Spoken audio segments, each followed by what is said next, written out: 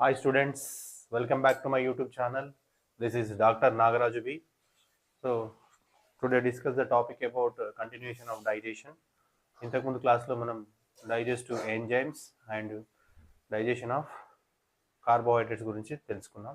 కంటిన్యూషన్లో ఈరోజు ప్రోటీన్స్, తర్వాత లిపిడ్స్, వాటి యొక్క ఎంజైమ్స్ ఏ విధంగా ఉంటాయి, అవి జీర్ణక్రియలో ఏ విధంగా పనిచేస్తాయి, తర్వాత లిపిడ్స్ ఏ విధంగా మనకు జీర్ణక్రియలో పార్టిసిపేట్ చేస్తాయి అనేటువంటి అంశాన్ని ఈరోజు మనం చూద్దాం. సో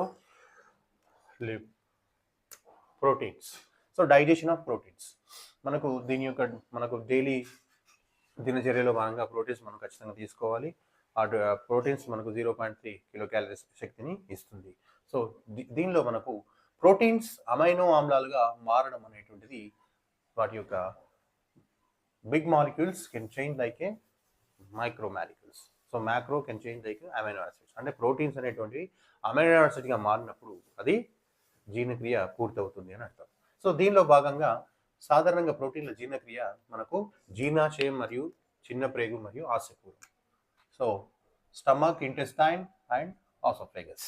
సో ఆశకూరంలోను మరియు ప్రేగులోను తర్వాత జీర్ణాశయంలో ఈ యొక్క జీర్ణక్రియ పూర్తవుతుందని తెలుసు. సో దీనిలో ప్రోటీన్ల యొక్క జీర్ణక్రియలో పాల్గొన్నటువంటి సాధారణంగా గ్రంథులు కొన్ని ఉంటాయి. సో జఠర గ్రంథులు, క్లోమము, ఆంత్ర గ్రంథులు, ఇవి సాధారణంగా ప్రోటీన్ల యొక్క జీర్ణక్రియలో పాల్గొనేటువంటి గ్రంథులు. వాటిలో నుండి విడుదలయ్యేటువంటి హార్మోన్స్, ఎంజైమ్స్ ఏ విధంగా ఉన్నాయో చూద్దాం. సో సాధారణంగా ప్రోటీన్ జీర్ణక్రియలో పాల్గొనేటువంటి గ్రంథులు ఇవైతే ఇందులో పాల్గొనేటువంటి ఎంజైమ్స్ ఏంటి అంటే proteases, peptidases and proteolytic enzymes. Peptidases and proteolytic enzymes are participated in protein digestion. So ఈ ఎంజైమ్స్ అనేటువంటిది మనకు ప్రోటీన్ డైజెషన్లో పాల్గొంటాయి. సో సాధారణంగా దీని యొక్క చిత్రాన్ని కనుక మనం డయాగ్రామ్ పరిశీలిస్తే సాధారణంగా ప్రోటీన్స్ వచ్చేసి గరిష్ట మాలిక్యూల్స్, అంటే పెద్ద పెద్ద బృహదణువులుగా ఉంటాయి. పెద్ద పెద్ద molecules, big molecules, nothing but macro molecules. ఇవి మొదటి దశలో ప్రోటీయేజెస్గా మారుతాయి. సో ప్రాథమిక దశలో ప్రోటీన్స్, ఇవి రెండవ దశలో ప్రోటీయేజెస్గా మార్పు చెందాయి. ఈ ప్రోటీయేజెస్ మూడవ దశలో పెప్టోన్స్గా మార్పు చెందాయి. సో మొదటి దశలో ఈ ప్రోటీయేజెస్, రెండవ దశలో పెప్టోన్స్, ఈ మూడవ దశలో పాలీపెప్టైడ్స్గా మార్పు చెందాయి. అంటే మొదటి నుండి ప్రోటీన్స్ కనుక తీసుకున్నట్టయితే అది రెండవ దశ గాను, తర్వాత మూడవ దశలో ప్రోటీయేజెస్ గాను, ఇక నాలుగవ దశలో మనకి ఇది పాలీపెప్టైడ్స్గా మారుతుంది. సో ఈ పాలీపెప్టైడ్స్ తర్వాత దశలో మార్పు చెంది డైపెప్టైడ్స్గా మార్పు చెందుతాయి. సో డై అంటే పాలీ అంటే అనేకం, డై అంటే విడిపోయిన తర్వాత దిగువ అంటే రెండు ముక్కలుగా మార్పు చెందడం అని అర్థం. సో డైపెప్టైడ్స్ తర్వాత దశలో అమైనో యాసిడ్స్ అంటే మైక్రో మాలిక్యూల్స్, చిన్నదిగా ఉన్నటువంటి అమైనో యాసిడ్స్గా మార్పు చెందాయి. అంటే ఈ ప్రోటీన్ యొక్క జీర్ణక్రియ పద్ధతి క్రమానుగుణంగా ఏ విధంగా మారుతుంది? Proteins, proteases, peptones, polypeptides, dipeptides, amino acids. అంటే ప్రోటీన్స్ అమైనో యాసిడ్స్గా మారడం అనేటువంటిది ప్రోటీన్స్ జీర్ణక్రియకు సంకేతం. అంటే జీర్ణక్రియ పూర్తవుతుంది అనే అర్థం ఏంటి అంటే ప్రోటీన్స్ అమైనో యాసిడ్స్గా మార్పు చెందాయి. సో దీనికి ఎటువంటి చర్యలు జరుగుతాయంటే సాధారణంగా 3 భాగాలలో మనకు ఆశకూరము, సో దాన్ని మనం గ్రసని అన్నాం, తర్వాత జీర్ణాశయం అన్నాం, తర్వాత ప్రేగు అన్నాం. సో వీటిలో స్టెప్ బై స్టెప్ ఏ విధంగా జీర్ణక్రియ జరుగుతుంది అన్నటువంటి అంశాన్ని పరిశీలిద్దాం. సో సాధారణంగా జీర్ణాశయంలో మరియు జీర్ణక్రియ. సో మరి సాధారణంగా జీర్ణాశయంలో, ఆశకూరంలో దీనికి సంబంధించినటువంటి ఎటువంటి గ్రంథులు ఉండవు కాబట్టి డైజెషన్ అనేటువంటిది జరగదు. కానీ ఇక్కడ సో జీర్ణాశయంలో ప్రోటీన్ జీర్ణక్రియ, ఆహారం జీర్ణాశయంలోకి రాగానే జఠర గ్రంథులు జఠర రసాన్ని స్రవిస్తాయి. సో జఠర గ్రంథులు జఠర రసాన్ని స్రవించిన తర్వాత అక్కడ జీర్ణాశయంలో HClతో పాటు మ్యూసిన్, పెప్సినోజన్ మరియు ప్రోరెనిన్ అనేటువంటి చైతన్య రహిత రూపాలైనటువంటి ఎంజైమ్స్ ఉంటాయి. సో అవి ఏ విధంగా మార్పు చెందినాయి అంటే ఈ HCl సమక్షంలో, ఇక్కడ ఉన్నటువంటి HCl సమక్షంలో పెప్సినోజన్ HCl సమక్షంలో పెప్సిన్గా మార్పు చెందుతుంది. తర్వాత ఈ ప్రోరెనిన్ HCl సమక్షంలో రెనిన్గా మారుతుంది. దీనికి ఈ జీర్ణాశయంలో ఉండేటువంటి పిహెచ్ వచ్చేసి 1.5 టు 2.0 పిహెచ్ సో సమక్షంలో ఈ విధంగా మార్పు చెందుతుంది. ఇక ప్రోరెనిన్ రెనిన్గా మార్పు చెందిన తర్వాత ఈ రెనిన్ తర్వాత దశలో ప్రోటీన్ల పైన ఈ పెప్సిన్ అనేటువంటిది ప్రోటీయేజులు మరియు పెప్టోన్లుగా మారుస్తుంది. సో ప్రోటీయేజులు మరియు పెప్టోన్స్. సో ఇక్కడ జీర్ణాశయంలో జీర్ణక్రియ జరిగేటువంటి జీర్ణక్రియ జరగడానికి మనకు ఏవైతే ప్రోటీన్స్ ఉన్నాయో ఆ ప్రోటీన్స్ పైన మొదటి దశలో పెప్సినోజన్, తర్వాత ప్రోరెనిన్ ఇది చైతన్యరహిత రూపాలు అనేటువంటిది చైతన్యంగా మారి ఈ ప్రోటీన్ల పైన పనిచేసి ప్రోటీయేజెస్ ప్లస్ పెప్టోన్లుగా మార్చాయి. అంటే ఇక్కడ వరకు 3వ స్టేజ్ వరకు వచ్చాయి. సో ఈ పెప్టోన్లు తర్వాత ప్రోటీన్ పెప్టోన్గా మారిన అనంతరం ఇందులోని ప్రోరెనిన్ అంటే ఈ రెనిన్గా మారినటువంటి ఈ ప్రోరెనిన్ యాక్టివ్గా మారినటువంటి రెనిన్ పాలలోని ప్రోటీన్ అయినటువంటి కెసిన్ పైన పనిచేస్తుంది. పాలలో గల ప్రోటీన్ ఏంటి అంటే కెసిన్. సో ఈ కెసిన్ పైన పనిచేసి పారాకెసిన్గా మారుస్తుంది. ఈ పారాకెసిన్ తిరిగి కాల్షియంతో కలిసి కాల్షియం పారాకెసినేట్గా మారుతుంది. సో పాలలోని కెసిన్ రెనిన్తో అంటే రెనిన్ సమక్షంలో పారాకెసిన్ గాను ఇది కాల్షియంతో కలిసి కాల్షియం పారాకెసినేట్ గాను మార్పు చెందుతుంది. ఇంపార్టెంట్, ఇది గుర్తుంచుకోవాలి. సో కాల్షియం పారాకెసినేట్, ఇదే కాల్షియం పారాకెసినేట్ ఏర్పడినటువంటి ఈ పెప్సిన్ ప్రోటీయేజులు మరియు పెప్టోన్లుగా మారుస్తుంది. సో కాల్షియం పారాకెసినేట్ను ఈ పెప్సిన్ ఏం చేస్తుందంటే ప్రోటీయేజెస్ మరియు పెప్టోన్లుగా మారుస్తుంది. సో ప్రోటీయేజెస్ మరియు పెప్టోన్లుగా మారుస్తుంది. సో ఇక్కడ 3వ స్థాయి వరకు ప్రోటీయేజెస్ మరియు పెప్టోన్లుగా మారుస్తుంది. తర్వాత చిన్న ప్రేగులో మరి ఆహారం జీర్ణాశయం నుండి నెమ్మదిగా ఏం జరుగుతుంది అంటే ఆహారం జీర్ణాశయం నుండి నెమ్మదిగా చిన్న ప్రేగులోకి ఎంటర్ అవుతుంది. సో ఇక్కడ మనకు జీర్ణాశయంలోకి ఎంట్రీ అయింది. సో ఈ చర్యలు జరిగాయి. తర్వాత ఆహారం చిన్న ప్రేగులోకి ఎంట్రీ కాగానే ఇక్కడ క్లోమం నుండి క్లోమరసం, ఆంత్రమూలం నుండి ఆంత్రరసం అనేటువంటిది విడుదలవుతుంది. సో క్లోమం నుండి క్లోమరసం, తర్వాత ఆంత్రమూలం నుండి ఆంత్రరసం విడుదలైంది. సో ఇక్కడ క్లోమరసం ఇందులో మనకు ట్రిప్సినోజన్ మరియు కైమోట్రిప్సినోజన్. సో ఇక్కడ ట్రిప్సినోజన్, కైమోట్రిప్సినోజన్ అనేటువంటి చైతన్యరహిత రూపాలు అనేటువంటివి చిన్న ప్రేగులో ఉంటాయి.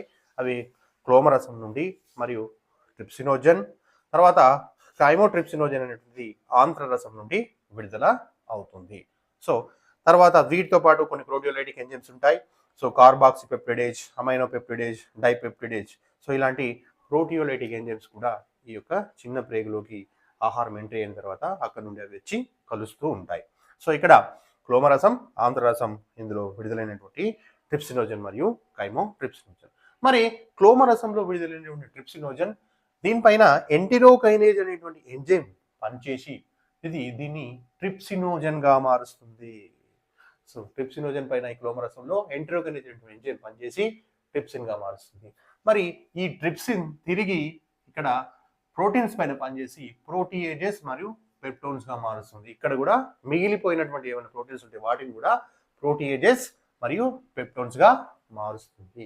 సో తర్వాత ఈ ప్రోటీయేజెస్ ప్లస్ పెప్టోన్స్ ఈ ట్రిప్సిన్ తిరిగి పాలీపెప్టైడ్స్గా మారుస్తుంది. సో 4వ దశ పాలీపెప్టైడ్స్. సో ఈ క్లోమరసంలో పాలీపెప్టైడ్స్ స్థాయి వరకు అంటే 4వ స్థాయి వరకు మొదటి 4వ స్థాయికి చేరుకోవడం జరిగింది. మరి ఆంత్రరసంలో విడుదలైనటువంటి కైమోట్రిప్సినోజన్ మిగిలినటువంటి ముందుగా ఉన్నటువంటి కంటిన్యూషన్లో ఉన్నటువంటి ఆ ట్రిప్సిన్ పైన అంటే కైమోట్రిప్సినోజన్ పైన ఈ ట్రిప్సిన్ పనిచేసి కైమోట్రిప్సిన్, సో చైతన్య రహిత రూపమైనటువంటి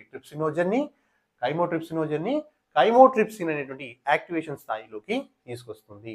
సో ఆఫ్టర్ దాట్ ఇది ప్రోటీయేజెస్ ప్లస్ పెప్టోన్స్ ఈ కైమోట్రిప్సిన్ పైన పనిచేసి వీటిపైన పనిచేసి మిగిలినటువంటి ప్రోటీయేజెస్ పెప్టోన్స్ పైన ఈ కైమోట్రిప్సిన్ పనిచేసి పాలీపెప్టైడ్గా ఇది కూడా పరిసమాప్తం చేస్తుంది. అంటే ఇది ఆంధ్రరసంలో ఈ క్రియ పాలీపెప్టైడ్ని ఏర్పరిచింది. అదే క్లోమరసంలో క్రియ ఎంటిరోకైనేజ్ పాలీపెప్టైడ్స్గా మార్చింది. అంటే కైమోట్రిప్సినోజన్ చిట్ట చివరిగా ఆంధ్రరసంలో గల ప్రోటీయేజెస్ పెప్టైడ్ల పైన పనిచేసి పాలీపెప్టైడ్లుగా మారుస్తుంది 4వ స్థాయి వరకు. తర్వాత మనకు తెలుసు మిగిలినటువంటి క్లోమరసం, ఆంత్రరసం తర్వాత ప్రోటియోలైటిక్ ఎంజైమ్స్ ఉన్నాయి అని చెప్పాం. సో ఆ ప్రోటియోలైటిక్ ఎంజైమ్స్ ఏంటి అంటే కార్బాక్సీ పెప్టిడేజ్, అమైనోపెప్టిడేజ్, డైపెప్టిడేజ్.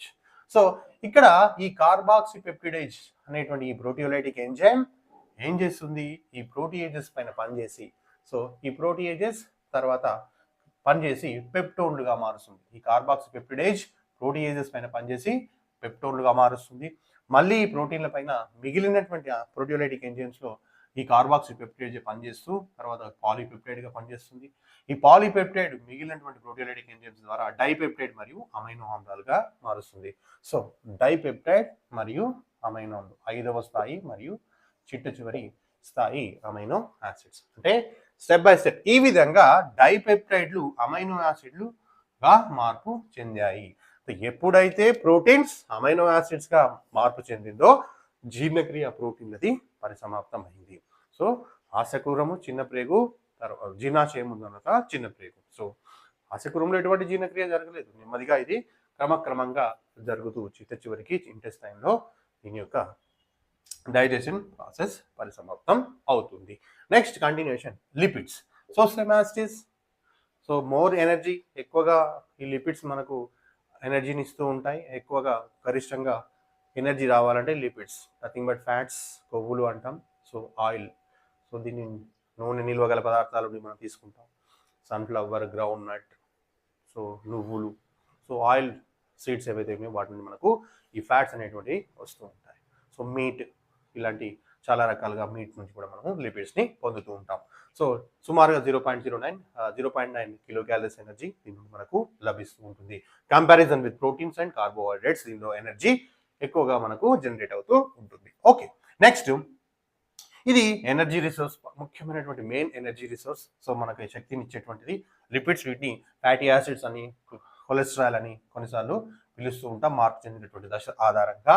సో ఇది లైపేజ్ ఎంజైమ్ సమక్షంలో, కొవ్వులు ఎప్పుడైనా కూడా లైపేజ్, సో లైపేజ్ ఎంజైమ్ సమక్షంలో ఇది మార్పు చెంది fatty acids plus glycerols, so glycerols మరియు ఫ్యాటీ యాసిడ్స్గా మార్పు చెందుతుంది. సో లిపిడ్స్ అనేటువంటివి లైపేజ్ ఎంజైమ్ సమక్షంలో మాత్రమే ఇవి చర్య నుండి అంటే విడగొట్టబడి, అంచెలంచెలుగా విడగొట్టబడి, యాసిడ్స్ విడగొట్టబడి అవి గ్లిజరాల్స్గా మార్పు చెందుతాయి. అంటే కొవ్వులు గ్లిజరాల్స్గా మారిన అనంతరం అది డైజెషన్ ప్రక్రియ పూర్తి అయిందని అర్థం.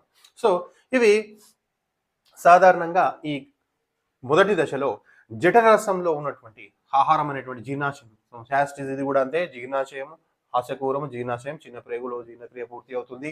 సో నోటిలో ఎలాంటి లైపేజ్ ఎంజైమ్ ఉండవు. సో కాబట్టి ఎలాంటి చర్య జరగదు. తర్వాత దశలో ఇది నెమ్మదిగా జఠరసం, సో జీర్ణాశయంలోకి చేరుకున్న తర్వాత జఠరరస లైపేజ్, సో జఠరరస లైపేజ్ ఉంటుంది. ఇది నెమ్మదిగా కొవ్వుల పైన ఇది జీర్ణాశయంలో పనిచేసి చిట్ట చివరికి ఇది లైపేజ్ గ్లిజరాల్స్ మరియు ఫ్యాటీ యాసిడ్స్గా మారుస్తుంది. సో ఇది జీర్ణాశయంలో గ్లిజరాల్స్ మరియు ఫ్యాటీ యాసిడ్స్ ఏర్పడ్డాయి. తర్వాత దశలో చిన్న ప్రేగులో పైత్యరసంలో, సో చిన్న ప్రేగులో మనకు జీర్ణక్రియ ఏ విధంగా జరుగుతుందంటే, చిన్న ప్రేగులోకి రాగానే మనకు తెలుసు పైత్యరసం, పిత్తాశయం అంటే కాలేయం నుండి పైత్యరసం విడుదలవుతుంది, క్లోమం నుండి క్లోమరసం విడుదలవుతుంది యాసిడ్స్. సో ఇక్కడ పైత్యరసంలో ఎటువంటి ఎంజైమ్స్ అనేటువంటివి ఉండవు, మనకు తెలుసు ఓన్లీ లవణాలు మాత్రమే ఉంటాయి. సో లివర్లో మనకు ఎటువంటి ఎంజైమ్స్ అనేటువంటి ఉండవు, సో ఓన్లీ సాల్ట్స్ ఉంటాయి. సోడియం టార్కోలేట్, సోడియం గ్లూకోలేట్ అనేటువంటి లవణాలు మాత్రమే ఉంటాయి. అవి ఎమ్ఎల్సీకరణకి మాత్రమే పనిచేస్తాయి. ఇవి పూర్తి స్థాయిలో చిన్న ప్రేగులో మనకు జీర్ణక్రియ అంటే పైత్యరసంలో ఎటువంటి ఎంజైమ్స్ ఉండవు కాబట్టి కొవ్వు ఫ్యాట్ అనేటువంటి డైజెషన్ అనేటువంటిది జరగదు. కానీ సోడియం టార్కోలేట్ అండ్ సోడియం గ్లూకోలేట్ అనేటువంటివి చిన్న చిన్న కొలాయిడల్ రేణువులు అంటాం. ఈ కొలాయిడల్ రేణువులుగా ఉన్నటువంటి వాటిని ఈ లవణాలు అనేటువంటి ఈ ఫ్యాట్స్ ని మనం అంటే చిన్న చిన్న కొలాయిడ్ రేణువులుగా మార్పు చెందుతుంది. అంటే కొవ్వుల ఎమ్ఎల్సీకరణ జరిగి స్మాల్ బిట్ ఆఫ్ చిన్న చిన్న బిట్స్ గా ఉన్నటువంటి కొలాయిడ్ అణువులుగా మార్పు చెందిస్తుంది. తర్వాత ఈ క్లోమరసం అంటే ఈ కొవ్వులు క్లోమరస లైపేజ్ సమక్షంలో డైగ్లిజరైల్స్, మోనోగ్లిజరైల్స్, తర్వాత గ్లిజరాల్స్ ప్లస్ ఫ్యాటీ యాసిడ్స్ గా మారుతాయి. అంటే ఈ కొవ్వులు క్లోమరస లైపేజ్ అంటే క్లోమం నుండి విడుదలైనటువంటి క్లోమరస లైపేజ్ అనేటువంటి ఎంజైమ్ సమక్షంలో ఇది డై మరియు మోనో గ్లిజరాల్స్ గా మార్పు చెందుతుంది.